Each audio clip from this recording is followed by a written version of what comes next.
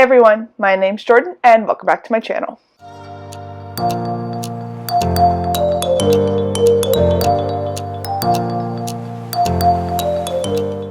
Long time no film.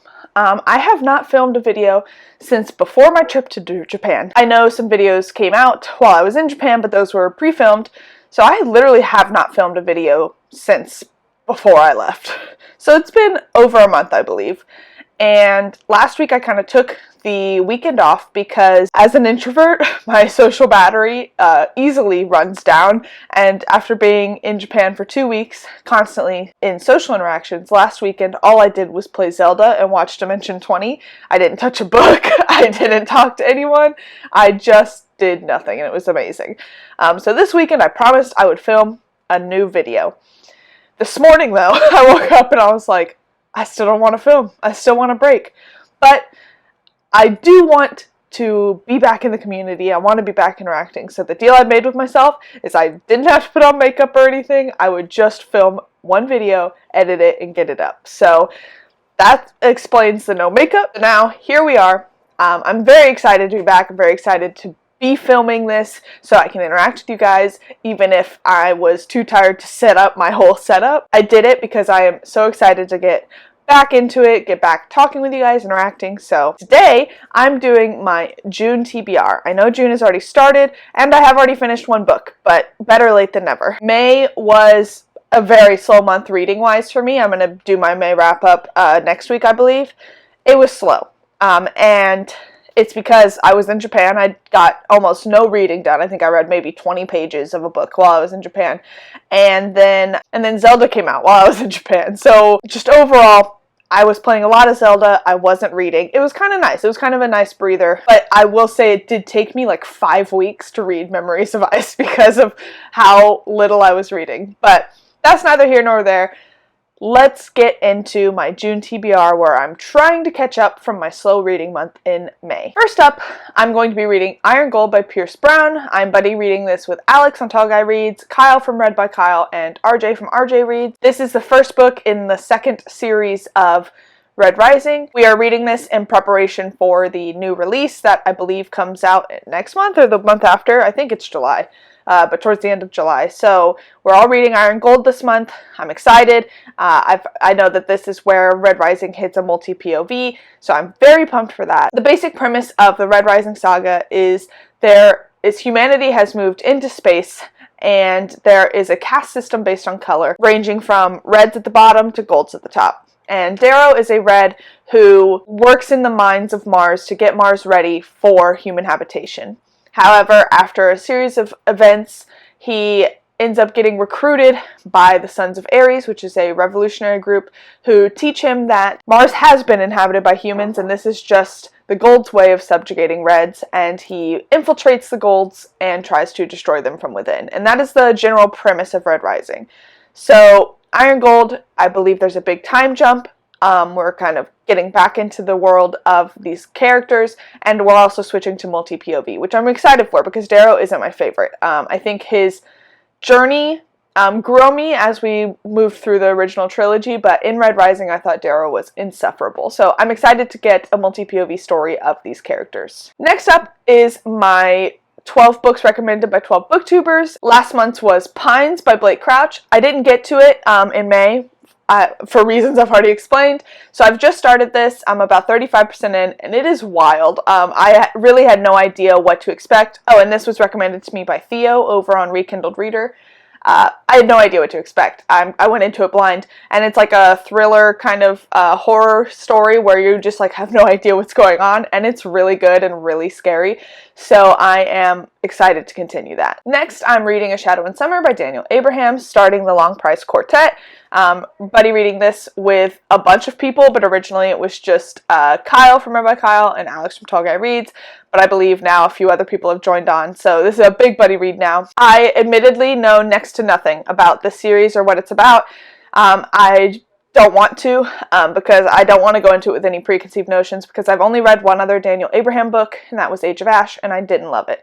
But I do really like The Expanse, and Daniel Abraham is one of the authors of The Expanse, so I'm excited to read this. I've heard good things about it. I've heard people raving about it recently, so I'm excited to read it, but no synopsis because I don't know what it's about. Next up, I'm, again, buddy reading with Alex and Kyle, Under Heaven by Guy Gavriel Kay. This will be my first Guy Gavriel Kay book, and I am excited but also nervous because I've heard kind of mostly great things about Guy Gavriel Kay's work, but I've heard that some of the things he uses in his stories are things I don't really love. So I'm going into this excited but a little nervous, but mostly excited. I've heard this is a good place to start.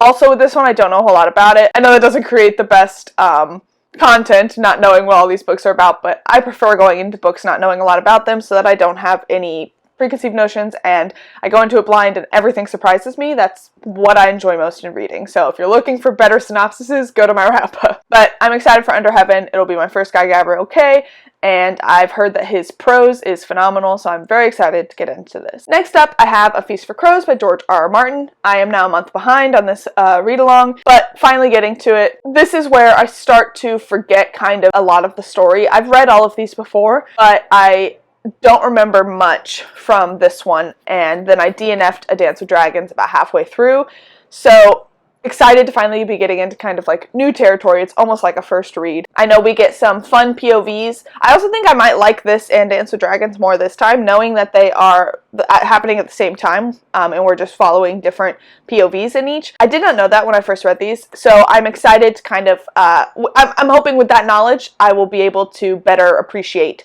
the stories, knowing what's going on a little better. I'm wondering if I was confused with The Dance with Dragons when I first read it because I didn't know that. So excited to get into this. I really loved A Storm of Swords a lot more this time around. I thought it was really good. So excited to continue. Next up is my June pick for my 12 books recommended by 12 booktubers, and that is 10,000 Doors in January by Alex E. Harrow. This was recommended to me by Bookborn, whose channel I will link down below. I also don't know a whole lot about this one, but I do know I love Alex E. Harrow. She wrote a short story that I cannot remember the name of right now, but it was part of that like short mini Amazon series that a bunch of authors were taking a part of. It's like a 26-page short story that was absolutely phenomenal. Like, I teared up by the end. She wrote A Spindle Splintered, which is like a novella Sleeping Beauty retelling. Basically, I've read a lot of her short form books, and I've loved them all. I think she's an incredible author, and I don't even think I've read a full novel by her. I might have, but I don't think I have. So I am super excited to get to this. I've already checked out the audiobook, and I will be reading it this week. Super, super pumped because I love Alex E. Harrow. Next, this is kind of an MBR because this list is already so long. I'm going to try to read Proven Guilty by Jim Butcher. I believe that is the 8th book in Dresden. I believe it's 8th. And basically, Alex on Tall Guy Reads and I were like, okay, we're going to buddy read the rest of Dresden Files because we were both at Proven Guilty.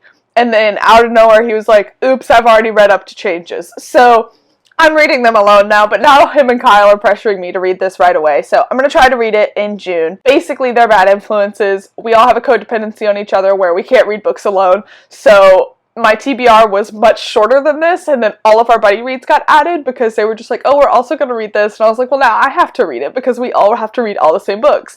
So anyway, reading Proven Guilty.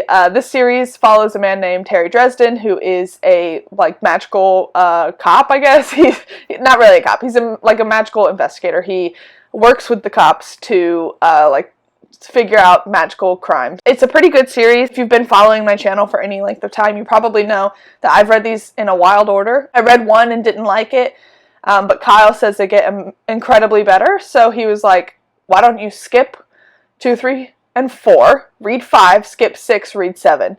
So that's what I've done, and now I'm on 8. They did get better. 7 was better.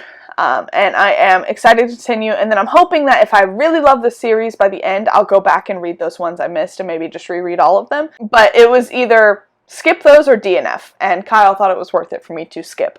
So I took his advice, I'm running with it, So far, so good. I'm excited to continue on. They are like really cozy books and they're fun, they're magical. So I'm excited to continue. There's definitely still some of the problems I had with the first one. Harry is kind of annoying, but I've heard that as we go on, it gets a little better. So excited for that. Then the book I've already read was my patron pick for the month of June. Every month my patrons get to submit 1 or 2 votes depending on their tier to my TBR for the following month, and then I randomly select one. And this month's pick was The Road by Cormac McCarthy. This was recommended to me by Alex, who is also one of my patrons. So literally me, Alex, and Kyle cannot read books alone. It is what it is. But this book is like a dystopian novel. It's like post-apocalyptic, and it's about a man and his son who are just trying to survive. And it's a very basic premise, and it is beautifully written. I really loved it. I cried at work listening to it. I think Cormac McCarthy did a great job. It was my first Cormac McCarthy book of all time, and it was a good introduction because I thought it was really good. It was short, it was beautifully written, and it was really dark, and it was just a good slice of humanity that I think he did a really good job portraying. Next, I want to talk about SPFBO, which is the Self-Published Fantasy Blog Off. This is basically, it happens once a year where a bunch of self-published authors submit a book, and there's like 300 books, I believe, split into 10 different blogs that have to read them and recommend one of them or something. Overall there's a winner. So I am on Team Bookborn. There are 5 of us, and we're each reading 6 books starting from now to the end of August, and we choose one to recommend to Bookborn to read, and then she chooses her favorite. I'm most likely doing a dedicated video to what books I have been allocated to read. Basically what I'm doing is I'm doing 2 books a month from now until August. The other people on Bookborn's team are Andrew's Wizardly Reads, Ponderings of Pete, Dominish Books, and The Nerdy Narrative. I will link all of their channels down below. We are Team Bookborn. We are all going to be recommending 1 book for Bookborn to read, and I'm excited. I am probably out of everyone in this group, not probably, I'm definitely out of everyone in this group the least well-read in self-published fantasy. I have hardly read any, so I think this is really, really exciting for me because I'm diving into a world that I don't know a lot about, and that I need to be reading more of. Self-published fantasy is an incredibly rich source of fantasy stories, and the few I've read have been great. So I am excited to get into this competition with everyone and be involved and help out all of these indie artists. So with that, the 2 books I'm reading this month, first one is A Wreck of Witches by Nia Quinn, maybe Nia Quinn. This is a story about a woman who is a witch whose, I believe her sister goes missing, and she kind of has to, she lives in like a sentient house, and it's like, it just seems like it's a really fun, whimsical story that seems like it can be really, that it's going to get really heartfelt, what with the missing sister and all of that. So overall, it sounds really fun, really interesting. I'm super excited to read it. Next up is Battle for Neverland by A.E. Dinsmore. This is a Peter Pan retelling, and I believe it's set like after the original story of Peter Pan, and Peter needs Wendy's help with something, and he goes to London to see Wendy, but Wendy's missing, and he finds someone else in her house, and then together they have to like work to find Wendy, darling. I love the story of Peter Pan, and I have had some success with reading Peter Pan retellings, so I'm really excited to read this one. It seems really interesting, and I think if it goes like the darker route, I'll really like it. So super excited to read this. Those are my 2 I'm reading this month. Again, I'm hoping to do a dedicated video for my 6 books, but if I don't get to that, I will talk about the 2 I'm reading each month, and then obviously in my wrap-ups, I will talk about those books. I might do dedicated reviews each month, do one video that's a dedicated review of my 2 books. So that incredibly long list is my June TBR. Luckily, June is a longer month, and I'm hoping to get a bunch of reading done, much more than I did last month. I will say, I am still playing Zelda, and my husband and I just got a PlayStation 5. But I told him I'm not going to play the PlayStation until I finish Zelda, so that might be a while. And I'm giving myself more dedicated time to read as opposed to Zelda. I will also say, caveat, I'm playing so much D&D these days. I'm playing D&D like 2 or 3 times a week. So that is taking up some of my reading. But it's because one of my D&D games is popping off. We're like coming towards end game stuff.